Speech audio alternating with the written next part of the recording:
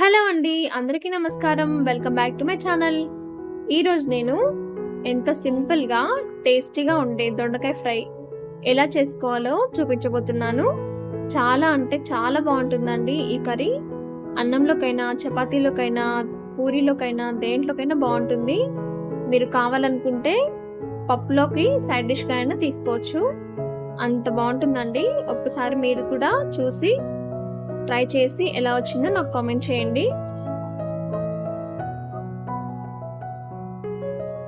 ఈ కర్రీ కోసం నేను పావు కేజీ దొండకాయలను తీసుకున్నానండి. దొండకాయలు ఈ సైజులో కట్ చేసుకుంటేనే అవి ఆయిల్‌లో బాగా వేగి టేస్ట్ చాలా బావుంటుంది. మీ ఇష్టం, మీరు ఎలాగైనా కట్ చేసుకోవచ్చు. దీనికోసం నేను ఒక ప్యాన్‌లో ఆయిల్ తీసుకున్నాను. కర్రీకి సరిపడినంత ఆయిల్ తీసుకోవాలి.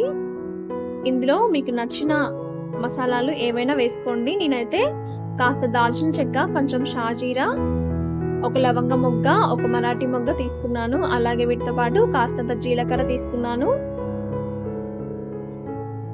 అలాగే పోపు దినుసులు తీసుకోండి. ఏవైతే ఉన్నాయో శనగపప్పు, మినపప్పు, ఆవాలు తీసుకొని ఇలా కాసేపు వేయించండి.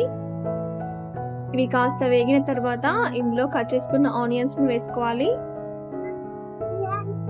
వెల్లుల్లిని ఇలా కచ్చాపచ్చాగా దంచి వేసుకోండి. అలాగే కాస్తంత కరివేపాకు వేసుకొని కాస్తంత వేగనివ్వండి. ఇప్పుడు ఇందులో మనం అల్లం ముక్కలు ఇలా కట్ చేసి వేసుకుందాం. ఇలా వేసుకోవడం వల్ల కర్రీకి టేస్ట్ అనేది బాగుంటుంది. మీరు కావాలనుకుంటే అల్లం వెల్లుల్లి పేస్ట్ వేసుకోవచ్చు. ఇప్పుడు ఇందులో దొండకాయ ముక్కలు వేసుకుందాము. నేనైతే ఇలా చిన్నగా కట్ చేసుకున్నాను. మీ ఇష్టం, మీరు ఎలాగైనా కట్ చేసుకోవచ్చు. ఇలా కట్ చేసుకోవడం వల్ల ఇవి త్వరగా వేగుతాయి. చాలా అంటే చాలా టేస్ట్ వస్తుందండి. ఇప్పుడు ఇందులో కాస్తంత సాల్ట్ వేసుకుందాము. రుచికి సరిపడినంత వేసుకోవాలి. సాల్ట్ కూడా వేసుకొని కాసేపు మగ్గనివ్వండి.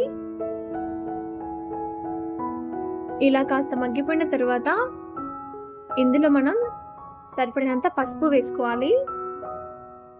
ఈ పసుపు అనేది తాలింపులో వేసుకోవడం వల్ల కర్రీ మాడిపోతుంది. అందువల్ల నేను దొండకాయలు కాస్త మగ్గాక వేస్తున్నాను. పసుపు వేసుకొని బాగా కలుపుకోవాలి.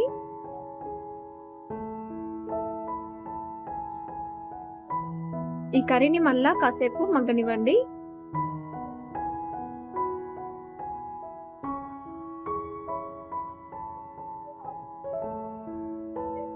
చూడండి, ఇలా వచ్చే వరకు మగ్గితే సరిపోతుంది. ఇప్పుడు ఇందులో రుచికి సరిపడినంత కారం వేసుకోవాలి.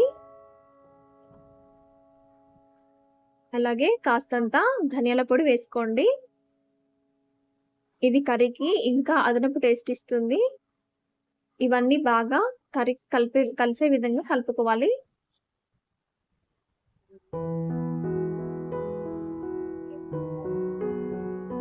కారం పచ్చివాసన పోయే వరకు ఉడికించుకోండి, సరిపోతుంది.